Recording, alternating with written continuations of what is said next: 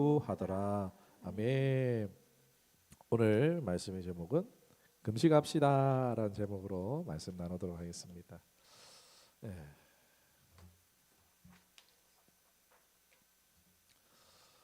예, 여러분 주중에 국가적으로 좀 충격적인 일이 일어났죠. 국민의 손으로 뽑은 대통령이 합법적인 같은 형식을 취했지만 이중잣대와 불법적인 과정을 통해서 결국 대통령이 탄핵 인용이 되었습니다. 4월 4일 우방국인 미국은 이 트럼프가 관세에 대한 부분이긴 하지만 한국을 최악 국가로 언급을 했습니다. 트럼프는 이제 대통령 먼저 이제 임명되고 대통령이 되고 나서 윤 대통령이 복귀한다면은 한국을 방문하겠다 했는데 그렇게 되지 못하게 됐죠. 탄핵 소식 이후에 이번 주 중에 방문하고자 했던 미국 장관조차도 바로 일정을 취소했다고 합니다. 그리고 또 한국에 주둔 중인 미군의 무기와 물자도 지금 빠져나가고 있다라고 하는 소식이 들려옵니다. 여러분 미국은 지금 보면은 한국과 한 발 좀 뒤로 물러가는 자세를 취하고 있습니다. 여러분 이것이 말하는 의미가 무엇인지 아시겠습니까?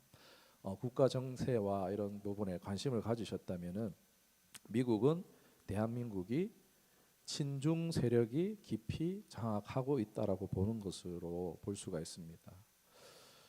사람들은 말합니다. 경제적인 관점에서는 다른 나라와 외교하면 되지. 뭐 미국 트럼프 그 이상한 이러면서 이제 말할 수 있지만 이런 분들은 이제 어떻게 보면은 숫자만 알고 영적인 의미를 모르기 때문에 그렇게 생각할 수도 있습니다. 그러나 사실 영적인 의미는 이제 영적인 사람들은 이러한 이제 현상을 보면서 영적인 의미를 살피죠. 여러분 한국은요 자유민주주의가 성공한 거의 유일한 이제 국가들 중에서 이제 한국은 자유민주주의가 성공한 나라입니다. 그 자유는 뭐냐? 대부분 여러 자유가 있겠지만 이 자유민주주의가 가장 추구하는 것은 바로 종교의 자유입니다. 예배의 자유, 집회의 자유입니다. 이것을 위해서 나머지 자유들을 보장하고 있는 체제가 자유민주주의 체제입니다. 예배를 보장받기 위한 국가 시스템이다라고 보는 것이 합당합니다. 그런데 우리 한국은 우리 국제 정세 동아시아에서 보면 어떻습니까? 중국, 러시아, 북한, 아래로는 일본에서 대한민국이 유일하게 동아시아에서 하나님의 뜻을 행하는 선교 거점의 역할을 하고 있는 나라가 대한민국입니다. 중국, 러시아, 북한 다 공산주의죠. 그리고 일본은요 자유주의입니다. 그러니까 가치관은요 이게 영적 세계라고 볼 수 있습니다. 그러니까 대한민국은요 이런 영적인 우겨싸움을 당한 둘러싸임을 당한 상황이라고 볼 수 있습니다. 에베소서 2장 2절에 그때에 너희가 그 가운데서 행하여 이 세상 풍조를 따르고 공중의 권세 잡은 자를 따랐으니 곧 지금 불순종의 아들들 가운데 역사하는 영이라. 아멘.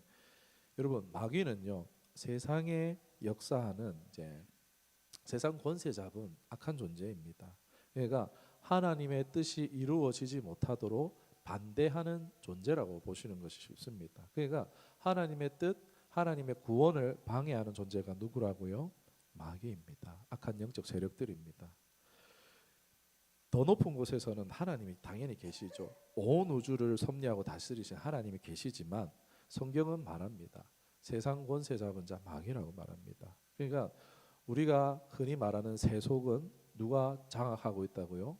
마귀가 권력의 뒤편에서 배후에서 역사하고 있다.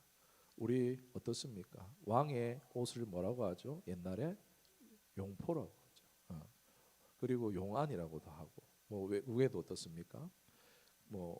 문장들 왕의 이런 관련해서 이제 드래곤 그런 것들을 보면은 그러니까 오랜 역사 가운데에 그 뒤에 사단, 뱀, 용이 역사하고 있다라는 것을 우리는 알 수가 있습니다. 여러분 한국은 영적 입장에서 볼 때에 하나님의 뜻을 행하는 나라입니다. 그러나 마귀 입장에서 볼 때 한국은 성가신 나라입니다. 아니 한국이 문제가 아니라 마귀 입장에서는 한국보다 한국 안에 있는 교회가 미움의 대상이자 없애야 할 대상이 바로 한국 교회입니다. 여러분 지난 정권에 이제 맛을 보셨을 거예요. 코로나를 경험하면서 끊임없는 언론과 통신을 조장하여서 공포를 조장하며 통제 사회며 숨막히는 시간을 보내신 줄로 압니다. 특히 영적으로 이제 세상 사람들은 뭐 그냥 고통받았다 쳐도 특히 영적으로 고통받는 시간이었습니다. 교회가요 그 기간 동안 정말 많은 지탄과 공격을 받았고 1만 교회가 문을 닫았습니다. 목회 보고서를 참고해 볼 때에 코로나가 이제 교회발 11%라고 발표를 하는데 여러분 이 11%도요 우리 교회가 아니에요. 신천지, 여호와의 증인, 뭐 하나님의 교회 이단들을 다 포함한 수치가 11%입니다. 그러니까 실제로 건전한 기독교에서 발생한 코로나는요 1.37%인가 밖에 되지 않는다는 것입니다. 전체적인 데서 봤을 때 아주 낮은 수치입니다. 그러나 사람들의 여론조사에서 보면은 코로나의 근원지는 어디다? 교회다라고 대답한 사람이 44%나 됩니다. 이건 뻥튀기가 돼도 얼마나 뻥튀기가 된 것입니까? 그 당시 지금도 그 당시 공격으로 교회는 여전히 후유증과 자기 검열에 빠져서 허덕이고 있는 상황이라고 할 수 있습니다. 여담인데 하나님께서 그런 가운데 코로나가 가장 극심한 때에 하나님은 우리 처음 교회를 개척하게 하셨습니다. 저는 참 이게 참 교회가 그 기간 동안 문을 닫은 게 안타깝지만 이 교회가 비록 작은 공동체이지만 모진 어려운 가운데에 마치 돌을 뚫고 나온 것처럼 생명을 싹 틔운 교회구나. 제가 했다는 게 아니에요. 하나님이 하셨습니다. 그리고 그 생명력은 앞으로 다가올 어떤 모진 어려움 속에서도 척박한 상황에서도 그 어려움을 이겨내고 돌파할 수 있는 교회겠구나라는 그런 판단이 생각이 마음의 감동들이 들었습니다. 여러분 온실에서 자란 화초는 어떻습니까? 온실에서 자란 화초는 밖에 내놓으면은 바람에 꺾여버리든지 햇볕에 말라버립니다. 그러나 이제 척박한 환경에서 자란 이제 잡초들은 어떻습니까? 무성하게 끊임없이 자라잖아요. 예, 그렇지 않을까 이제 그런 마음의 감동들이 듭니다. 여담으로 드렸고요. 현재 상황은 사람 눈으로 볼 때 뭐 대통령 한 사람 그 뭐 잘못했잖아 뭐가 대수냐 싶기도 하지만 우리는 영적으로 봐야 돼요. 영적인 상황으로 봤을 때 사실 이건 대통령에 대한 탄핵이 아니라 한국 교회에 대한 탄핵이나 마찬가지입니다. 한국 교회가 우겨싸움을 당한 큰 위기로 봐야 하는 것입니다. 권투로 따지면은 우리 용철 성도님 권투 예전에 하셨죠, 그죠? 권투로 하면은 어떻게 해요? 코너에 몰린, 핀치에 몰린 막 이런 상황이라고 볼 수 있습니다. 대단한 위기 상황이죠. 여러분 이 나라가 이렇게 잘 살게 된 거 자꾸 막 사람들이 노력해서 사람들이 잘해서라고 영광 돌리는데 여러분 어느 나라가 이렇게 100여 년 만에 잘 살겠는 나라가 어디 있습니까? 저는 뭐 나이가 많지는 않지만 그 시대를 겪은 사람은 아니지만 우리 선배 목사님들도 그렇고 대한민국이 이렇게 잘 살게 된 것은 하나님의 축복이 아니고서야 설명할 길이 없다라고 봅니다. 저도 그렇게 믿습니다. 저는 불신 가정에서 태어나서 신앙이 잘 몰랐지만 교회를 다니면서 하나님의 자녀들이 받는 축복들이 눈에 보였어요. 부러웠어요. 와, 뭐 군대 가고 자대 배치 받는 것까지도 너무 좋게 봤더라고요. 그런 거 보면서 너무 부러웠어요. 야, 나도 믿는 집안에서 태어났으면 나도 좋은 데 갔을 텐데 막 이러면서 그런 이제 마음들이 있었어요. 흠모했었어요. 근데 이제 사역을 하면서 제가 무슨 얘기를 하냐면은 모태신앙의 학생들 청년들 보고 너희들 축복 받고 있는데 그게 당연해서 너희 축복 받는지 모르는구나라고 배가 불렀다라고 말합니다. 저는요 이제 믿음 생활로 들어오고 결혼을 하면서 믿음의 가문에 접붙여졌거든요. 그러면서 축복이 부어진다는 게 뭔지 너무나 잘 압니다. 저를 가로막고 있는 어두움과 장애물들이 거쳐지고 마치 홍해가 갈라지는 것처럼 제 길이 열리고 제가 뜻하고 생각하는 것들이 이루어지는 것들을 경험하면서 하나님이 복을 주시고 은혜를 내려주신다는 게 뭔지 너무나 잘 압니다. 그래서 저는 하나님이 이게 복 주시고 있구나라는 것을요 대번에 알 수 있습니다. 체득적으로 하는 거예요. 그거는 이제 제가 체득했기 때문에 저의 감각적으로 아는 것입니다. 그런데 이미 받고 있는 사람들은 모른다는 거예요. 저희 자녀들도 잘 몰라요. 막 이렇게 야 이거 하나님이 주셨어 해도 시큰둥합니다. 우리 애들은 뭐 당연한 거 아니야? 약간 이런 식으로. 여러분 하나님이 축복해주고 계신다는 사실을 어떻게 알겠습니까? 하나님이 축복을 거두어 보시면은 알겠죠. 하나님이 내리고 있는 그 축복을 거두는 순간 하나님이 건강의 복을 주고 계셨구나. 하나님이 나에게 물질의 복을 주고 계셨구나. 일할 능력도 하나님 주고 계셨구나. 만남의 축복을 하나님 주고 계셨구나. 근데 그게 없어져 볼 때야 이게 축복이었다라는 것을 지나고 나서 알게 되겠죠. 당연한 줄 아는 사람들은. 여러분 100년 전에 살아 계셨던 분은 없으시죠? 110년 전, 110여 년 전 한국과 지금 우리의 한국이 얼마나 다른지 모릅니다. 왜요? 우리는요 이미 대한민국이 축복 가운데 들어선 가운데에 나고 자랐다는 거예요. 저보다 연배가 높으신 분들도 마찬가지라는 거예요. 현재 한국은 자유민주주의를 도운 미국이 저렇게 좀 속상합니다. 발빠르게 손절이라고 할 수는 없지만 저런 태도를 볼 때 좀 심상치 않습니다. 정말 이 나라에 큰 위기가 올 수 있겠다. 연일 지금 계속 예상하지 못한 일이 일어나고 있잖아요. 정말 이 나라에 큰일 날 수 있겠다. 앞으로 더 예상하지 못하는 심각한 상황이 다가올 수 있겠다. 여러분 작년 12월로 지금 어떤 상황들이 나라에 일어나고 있습니까?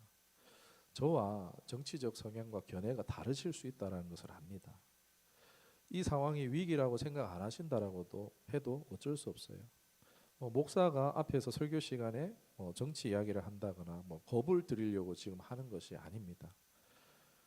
저는 지금 성도로서 또 성도로서 영적으로 알고는 있어야 될 내용을 필요한 차원에서 오늘 말씀을 드리는 것이라고 받아주시면 좋을 것 같아요. 그래서 오늘 나라가 위기인 상황이라고 볼 때에 그러면 성도는 어떤 자세를 취해야 할까라는 부분에 대해서 말씀을 드리고자 합니다. 여러분 성경은요 신앙적인 관점에서 기록된 역사서로 보셔도 돼요. 구약에 보면요 특히 이스라엘에게 국가적인 위기 상황들이 종종 등장합니다. 아주 종종 등장합니다. 사사기 때부터 해가지고 계속 위기 상황들이 옵니다.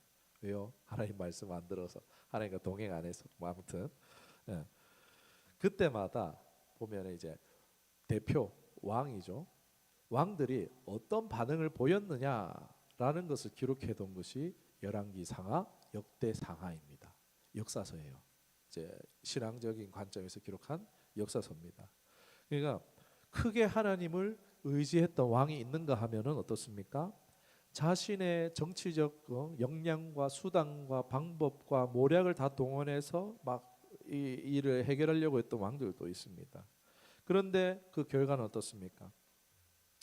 역사서는 이 열왕기상하, 역대상하는 기록하고 있어요.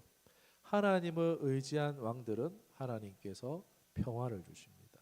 평안하게 하십니다. 주변국들이 손도 안 대요. 그런데 그렇지 않은 왕들은 어떻습니까? 잠깐은 되는 것 같아요. 외교 잘해가지고 막 이집트랑 막 외교 맺고 막 아수르하고 막 대적하고 막 이러면서 이런 과정 가운데 막 외교 잘하는 것 같아요. 사람의 눈으로 봤을 때 잘한 것 같지만 끊임없어요. 끊임없는 외세의 공격을 받고 빼앗김을 당하고 강탈당하고 막 이런 일들이 있고 왕도 역시 끔찍한 최후를 당한다라는 것을 기록하고 있습니다. 열왕기 상하, 역대 상하에 기록된 왕들의 이야기입니다. 이런 이야기가 반복이 돼요. 저는 오늘 그 중에서 좋은 예시라고 할 수 있는, 좋은 케이스라고 할 수 있는 이제 부분을 발췌해서 오늘 말씀을 전하고자 하는데, 지금 한국과도 좀 비할 수 있는 장면이 역대하 20장이 아닐까 싶습니다. 한번 전체를 다 읽어보시면 좋은데 시간 관계상 4절만 읽었습니다. 오늘 역대하 20장에 나오는 왕의 이름은 여호사밧입니다. 누구라고요? 여호사밧. 유대의 4번째 왕입니다. 4번째 왕. 여호사밧이 이제 오늘 말씀에 시작할 때 어떻게 시작합니까? 그 일 후에라고 말하고 있어요. 그러니까 그 앞에 뭔가 있었다는 거죠. 무슨 일이 있었냐면은 여호사밧이요, 아버지 아사 왕이 배려 놓은 나라를 이제 바로 잡기 위해서 개혁합니다. 막 바르게 해요. 재판 제도를 확립하고 그것을 통해서 종교를 바로 잡는 일을 잘 수행했다라고 기록합니다. 야, 여러분 좋은 일 했잖아요. 이렇게 선한 일을 했으면 나라가 어때야 됩니까? 하나님이 복 주셔서 평안해야 할 거 아닙니까? 그런데 본장에는 반대로 모압과 암몬과 거대한 연합군이 침입함으로 이 유다 나라가 쫄딱 망하게 된 상황을 처하게 됩니다. 엄청난 군대, 허다한 무리가 쳐들어온 것입니다. 여러분 흔히 우리가 신앙을 하면 이제 잘 되면은 이제 잘 되고 잘못했을 때 이제 어떻습니까? 잘 되면 내가 잘해서 복 받고 잘못했을 때 벌 받는다. 뭐 이런 생각을 합니다. 근데 이게 반은 맞고 반은 틀립니다. 왜냐하면은 이제 영적인 것을 관가하기 때문입니다. 여러분 여호사밧이 잘했어요. 하나님 복 주셔야 되잖아요. 근데 왜 이래 됐을까? 영적인 것을 우리가 관가할 때 이런 일이 일어나는데 악한 영적 존재가 있다는 거예요. 하나님도 계시지만 악한 영도 늘 있다는 거예요. 이 악한 영들이 우리가 신앙으로 가려고 하는 것을, 하나님 믿음의 삶으로 살려고 하는 것을 가만히 둘까요? 하던 일을 제쳐두고 달려들 거예요. 저거 내 건데, 제 하나님 믿으면, 예수 그리스도 믿으면 안 되는데 하면서 하던 일을 제쳐두고 그 사람 넘어뜨리려고 덤벼들 것이라는 것입니다. 이걸 모르면 안 돼요. 나는 분명 선을 행했는데 내게 다가오는 일이 왜 이렇지? 이 부분은요, 악한 영적 공격들을 간과했다는 거예요. 우리 신앙 초기에 하나님의 은혜를 맛봅니다. 세상 줄 수 없는 평화와 그 임재와 그 은혜를 경험하고 하나님 살아계시는구나, 나 이제 하나님만 섬기겠어 하지만 그 결단이 흔들리는 이유가 무엇입니까? 자꾸 생각지도 못한 어려움이 찾아오기 때문에. 저도 집에서 그랬어요. 흔히 집안에 두 종교가 있으면 망한다 막 이런 아버지가 그런 말씀하셨어요. 하나님 믿는데, 하나님 믿었는데 어머니 쓰러지셨어요. 제 어머니가 교회 가고 나서 정말 그때 많이 고민했었습니다. 하나님 믿는데 왜 이런 일이 생기지? 믿기를 포기하게 되는 막 그런 상황들이 왔어요. 그러나 그 당시에는 저는 몰랐던 거예요. 그 배후에 뭐가 있는지 몰랐습니다. 누가 알려준 사람도 없었어요. 영적으로 봤을 때 이 악한 영적 공격을 대적해야 되는데 그것을 누가 알려주거나 도와준 사람이 없었던 거예요.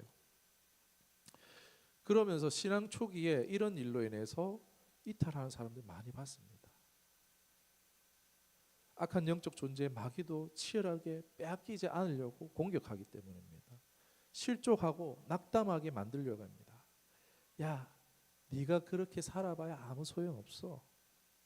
하나님 믿어봐야 별거 없어. 라는 의욕과 미혹에 빠지게 만들려는 것이죠. 실족하게 만들어서 하나님을 믿지 못하게 하려고요.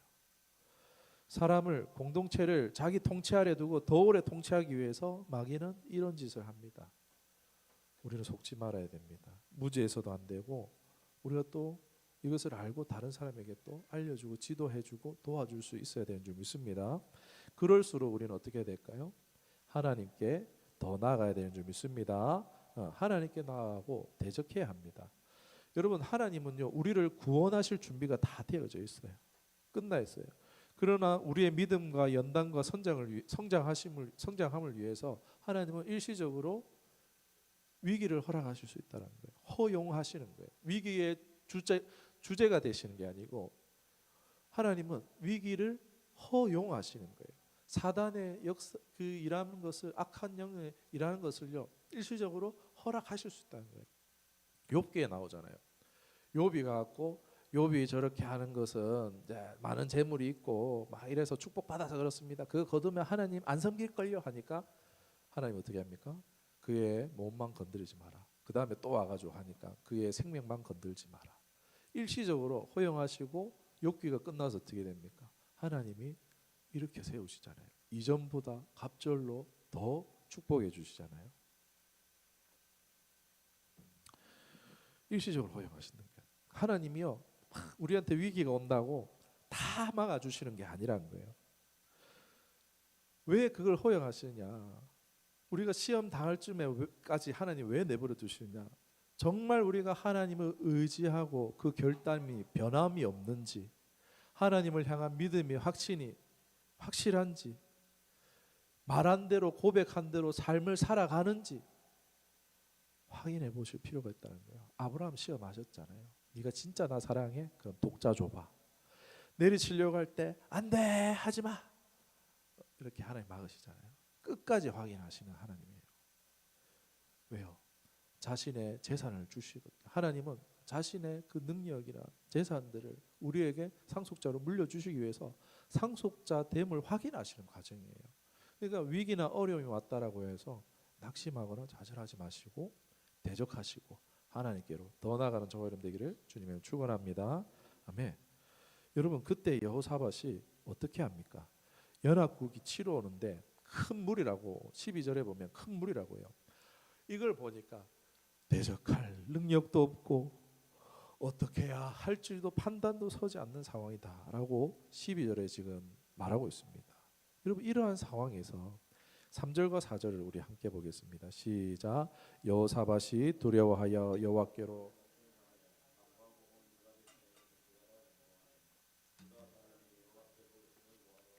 유다 모든 성읍에서 모여와서 여호와께 간구하더라. 아멘.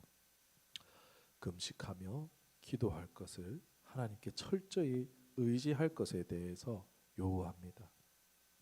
여러분 오늘 금식에 대해서 좀 주목했으면 좋겠습니다. 성경에서 경우는 다르지만 국가적인 위기 상황에서 꽤 자주 금식하는 장면이 나옵니다. 그리고 그 일 후에 하나님이 역사하셔서 구원하신 것을 종종 볼 수 있습니다.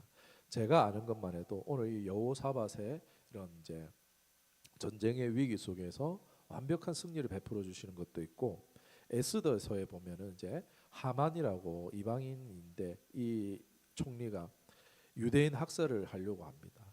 그때 이제 에스더가 국민들과 금식하고 왕 앞에 나가서 나라를 구원하게 되어지는 거예요. 요나서 보면은 니느웨 사람들이에요. 유대 사람들에게는 적입니다. 그런데 그 성을 하나님 멸하시려고 할 때에 요나에게 너 가서 한 번만 좀 이제 저들 보고 회개하라고 전해 하니까 이제 니느웨 사람들이 그 소식을 듣고 왕으로부터 가장 낮은 사람과 온 짐승까지 회개 금식 기도를 합니다. 죄를 뒤집어쓰고 금식 기도를 해요. 그러자 하나님께서 내리려고 하셨던 심판을 연기하세요.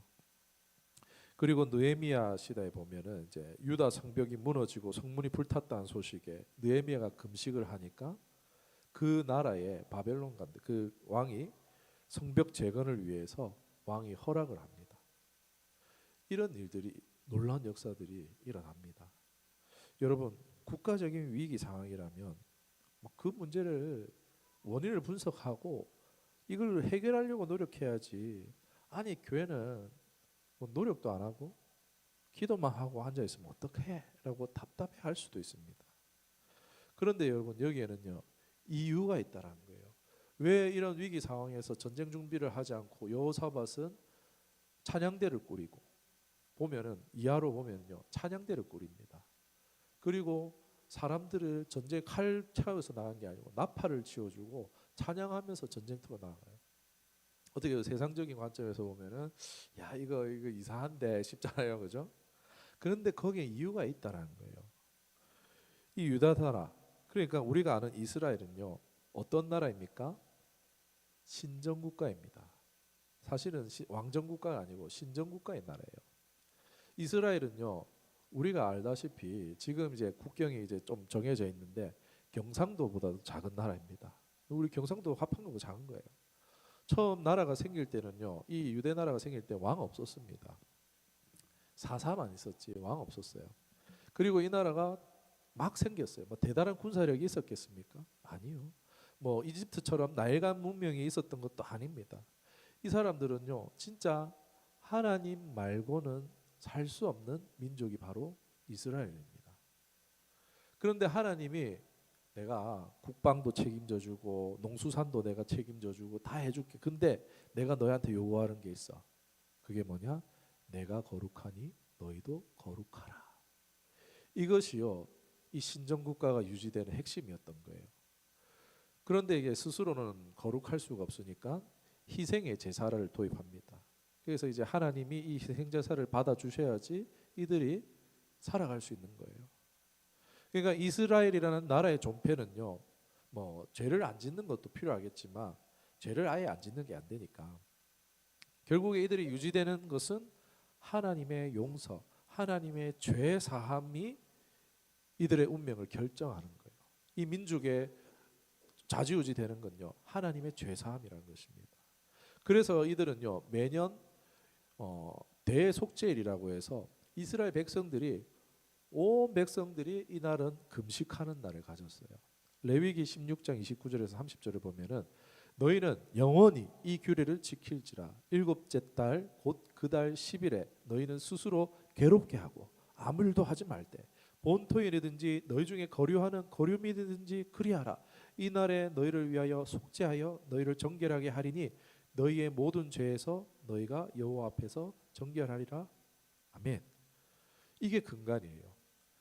이스라엘에게 있어서 이 나라의 근간은요, 하나님이세요. 막 우리 이스라엘 보면은 저들이 뭐 세계 돈을 뭐 70%를 60% 70% 가지고 있어서 국방력이 세서 막 이렇게 보잖아요. 아니요. 이스라엘은 이제 예수님을 아직 뭐 믿지 않고 있는 상황이지만 그들의 근간은요, 하나님이란 거예요.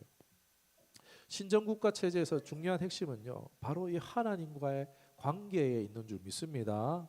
그러니까 단순히 금식과 희생 제사는요, 종교적 행위가 아니라 금식한다는 것은 이런 의미예요. 하나님이 아니면 우리는 망합니다. 하나님이 아니면 우리는 죽습니다. 하나님이 필요합니다. 자신들의 생존과 하나님의 은혜를 갈구하는 영적인 깊은 의미가 있는 것이 금식입니다. 그래서 그렇기 때문에 여호사밧이 이 세 나라가 쳐들어오는데 인간적인 노력만으로 해결하려고 하기보다 하나님을 전적으로 의지하는 태도가 이스라엘에게 있어서 당연한 반응이었다. 여러분, 금식 자체가 특별한 힘이 있는 건 아니에요. 뭐 좀 헬스케져 보이고 이렇게 살 좀 빠진 거 보이고 뭐 이제 내장 지방이 사라지고 뭐 이런 효과는 있겠죠. 근데 요요도입니다, 여러분. 금식 자체가 특별한 힘이 있는 게 아니에요, 여러분. 금식하면은 막 한 영이 떠나가는 게 아닙니다, 여러분. 멀어졌던 하나님을 선택하는 게 금식인 거예요. 하나님을 선택하는 전투에 돌입하는 게 금식입니다. 결단이에요. 나 하나님과 더 가까워지겠습니다. 나 하나님을 선택하겠습니다. 이거 영적 전투예요, 사실. 우리 먹는 거 왜 먹습니까? 생존을 위해서 먹는잖아요. 그런데 내 생존에 위협이 될 수 있는 금식을 하는 거예요. 이것은요, 곧 뭐냐?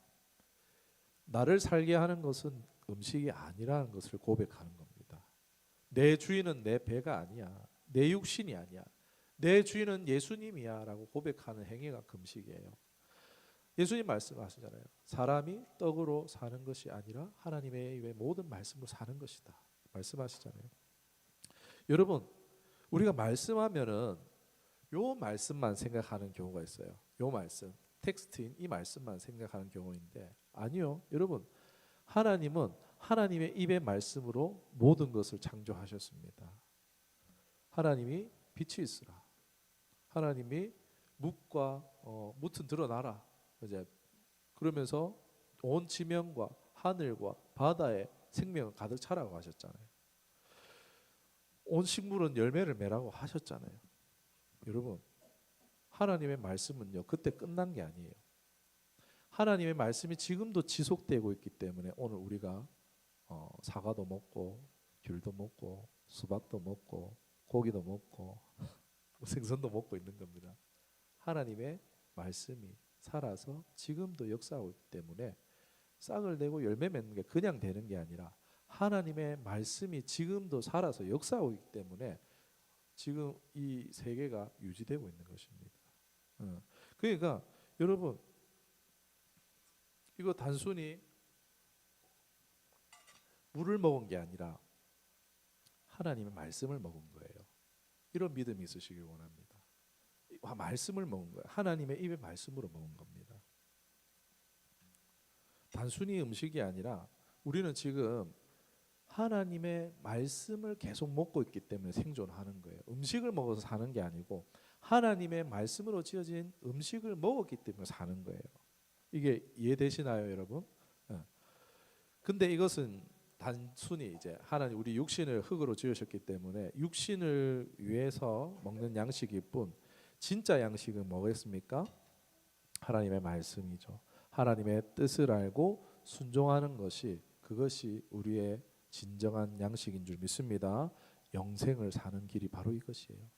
예수님께서는 막 음식이 줄인 줄 알고 제자들이 와서 예수님이 식사하셨나 이러니까 예수님 뭐랍니까?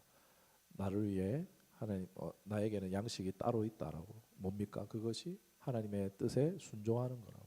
여러분 진짜 생명의 양식은요 하나님의 말씀에 순종하는 것이 진짜 양식입니다. 다시 금식으로 돌아와서 금식한다는 것은요 이 원수 마귀와 영적 전쟁을 선포하는 것과 다름이 없어요. 출사표를 던지는 거예요. 우리 이제 영화 보면 이제 결투다 하고 막 이렇게 장갑 벗어갖고 던지잖아요. 그런 것처럼 전투하는 리응이 오르는 거예요. 마귀가 어떻게 할까요? 우리가 금식할 때 어쭈 이것 봐라 너 내 시키는 대로 하는 부하 아니었어. 이제 일본어로는 꼬봉이라 그러죠. 일본어 꼬봉이 그거죠. 그죠? 부하죠. 너 내 시키는 대로 하는 꼬봉 아니었어. 약간 이럴 수도 있어요, 여러분. 예수님도 예수님께서 구원 사역을 시작하시기 전에 뭘 하셨습니까? 40일을 금식하셨습니다. 어마어마하지 않습니까? 성령께서 예수님 이끌어서 광야로 강제적으로 원수 마귀에게 시험을 받음을 보내받으셨어요. 왜요? 첫사람 아담이 마귀에게 시험에 넘어가서 실패한 것을 회복시키기 위해서 먹는 것 때문에 넘어졌잖아요, 여러분. 모든 세상의 종로로 타고 있는 자들에게 이제 자유와 구원을 주시기 위해서 예수님은 시험 당하셨던 거예요. 금식하셨던 거예요. 여러분 우리 자꾸 먹고 사는 것 때문에 넘어지잖아요. 먹고 사는 것 때문에 하나님을 배반하잖아요. 먹고 사는 것 때문에 하나님을 뒤로 하잖아요. 금식은요 영적 싸움에 돌입하는 거예요. 내가 사는 것은 먹는 것에 달린 게 아니라는 거예요. 그것이 날 살리는 게 아니라는 거예요. 여러분 저와 여러분이 영적 싸움에서 승리하기 위해서 우리가 금식한다면요 이런 원수 마귀의 유혹을 이기는데 도움이 될 것입니다. 평소보다 몸은 힘들 수 있지만 대신 어떤 장점이 있느냐? 하나님께 가까이 나아가기가 쉬워진다는 것입니다. 여러분 이것이 어떻게 보면 나도 살고 나라도 살릴 수 있는 방법입니다. 마가복음 2장 20절에 그러나 신랑을 빼앗길 날이 이르니 그날에는 금식할 것이니라. 여러분 사랑하는 신랑이 사랑하는 아내를 신부를 결혼식을 앞두고 누가 빼앗아 갔어요. 뭐 지금이야 그럴 일 없겠지만 이제 옛날에는 이제 다른 나라 사람 이방인들이 와갖고 막 신부를 데리고 가고 하는 일이 있었겠죠. 돈 많은 사람들이 막 이제 강한 자가 빼앗아 가는 일이 있었겠죠. 그러면 에이 뺏겼네 이러고 말 겁니까? 식음을 전폐해야 할 상황이잖아요. 밥 먹는 거 내 생활에 그 모든 것 뒤로 하고 되찾기 위해서 싸워야 될 때 아닙니까? 여러분 지금 이제 안 뽑으신 분도 있겠지만 내가 뽑은 대통령, 국민이 뽑은 대통령이 권모와 술수로 탄핵을 당했습니다. 위기감이 오지 않으십니까? 금식해야겠죠. 마음을 낮추고 하나님의 일하심을 우리 바라볼 수 있기를 원합니다. 그리할 때 어떤 일이 일어날까요? 오늘 읽지는 않았지만 아래 보면은 하나님께서 11절인가요? 지금 제가 성경을 지금 덮어놔서 아하시엘이라는 사람을 세웁니다. 사람들이 막 금식하고 기도하고 있는데 그때 하나님의 영이 아하시엘에게 임합니다. 그를 통해서 하나님 말씀하시기를 여호와께서 너에게 말씀하시기를 이 큰 무리로 말미암아 두려워하거나 놀라지 말라. 이 전쟁은 너에게 속한 것이 아니요 하나님께 속한 것이니라. 아멘. 이 말씀이 얼마나 위로와 큰 힘이 됩니까? 하나님의 음성이 그들에게 말해줍니다. 두려워하지 마, 놀라지 말라. 이 전쟁은 내가 주관한다. 상황은요, 말도 안 되는 절망적인 상황이지만 하나님께서 금식하며 기도할 때에 감동을 주셔서 이미 승리를 약속해 주셨다는 거예요. 그리고 여호사밧과 유다 백성은 어떻게 반응합니까? 이 말씀을 듣고 전쟁을 준비하는 게 아니고 찬양대를 그냥 미리 꾸려버립니다. 왜요? 이미 승리했으니까. 하나님이 승리했다라고 하니까 혹시나 해갖고 막 주머니에 이제 주머니 칼 챙겨가고 이렇게 하는 게 아니에요. 찬양대 옷을 입고요, 나팔을 들고요, 하나님의 승리를 찬양하기 위해서 이 찬양대를 가장 먼저 보내버립니다. 그리고 하나님 찬양합니다. 단순히 기도하고 기다리기만 한 것이 아니라 이들은 하나님의 말씀을 믿고 찬양하고 나아간 거죠. 그리고 정말 놀라운 일이 일어납니다. 그들의 찬양 가운데 하나님께서 적국들 가운데 혼란 빠뜨리시고 스스로 무너지게 하세요. 세 나라라고 했잖아요. 이 한 나라를 두 나라가 물리치고 막 그리고 두 나라끼리 서로 또 싸워가지고 한 사람도 남은 사람이 없게 하셨다는 겁니다. 모압과 암몬의 이 연합군은 적어도 3대1의 상황이에요. 하나님 찬양하자 연합군들 가운데 복병과 혼란이 생기고 셋이서 싸워서 23절에 서로 쳐 죽이니라. 24절에 한 사람도 피한 자가 없었습니다. 25절에 적군의 물건을 탈취하는데 재물과 을복과 보물이 너무 많아서 사흘 동안 거두었다. 여러분, 이 전쟁의 규모가 얼마나 큰지 아시겠습니까? 수거하는데 적에 탈취하는데 적진에 들어가서 물건을 막 가져 나오는데 얼마나 규모가 컸는지 3일 동안을 자원을 가지고 하는데 시간을 허비했다라는 거예요. 이들이 이 전쟁을 준비하기 위해서 상당한 자원을 동원했고 준비했다라는 걸 알 수 있습니다. 이건 단순한 전투의 승리일 뿐만 아니라 위기에서 구원의 정도가 아니라 풍성한 축복을 허락하셨다는 거예요. 여러분, 우리가 금식과 기도를 통해서 하나님께 나아가면요, 하나님께서는 반드시 일하십니다.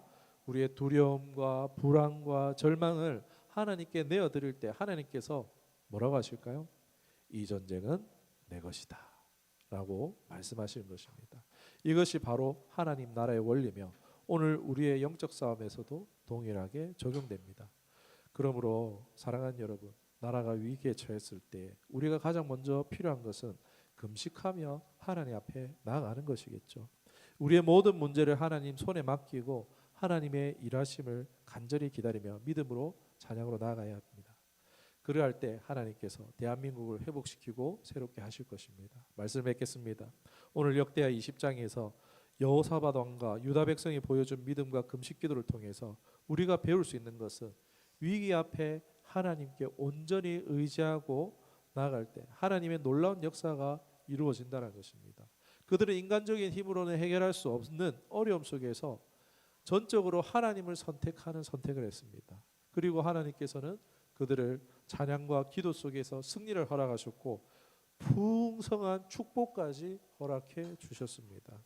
지금 우리나라 대한민국은요, 자유민주주의에 세워진 기독교적 가치 위에 세워진 대한민국입니다. 지금 한국이 직면한 위기는 영적인 관점에서 봤을 때에 심각한 상황이라고 볼 수 있는 거예요. 이러한 때 우리가 할 수 있는 가장 강력한 행동은요, 하나님께 나아가는 것입니다. 금식과 기도는 단순한 종교적 행위가 아니라 하나님을 철저히 의지하며 그분의 구원과 회복을 간절히 기다리는 믿음의 선언입니다. 그러므로 사랑하는 여러분, 우리의 문제와 위기를 하나님께 맡기고 나라와 공동체를 위해서 함께 금식하며 기도하며 나아갔으면 좋겠습니다. 하나님께서 그리할 때 일하시고 놀라운 회복과 축복을 허락하실 것입니다. 하나님만이 우리의 참된 소망이며 이 위기를 극복할 수 있는 유일한 능력임을 믿으며 그렇게 할 때 하나님께서 새롭게 하실 것입니다. 예, 우리가 여기 보면은 있는데 어떻게든 좋습니다. 뭐 한 번만 참석하셔도 좋아요. 한 끼를 하셔도 좋습니다.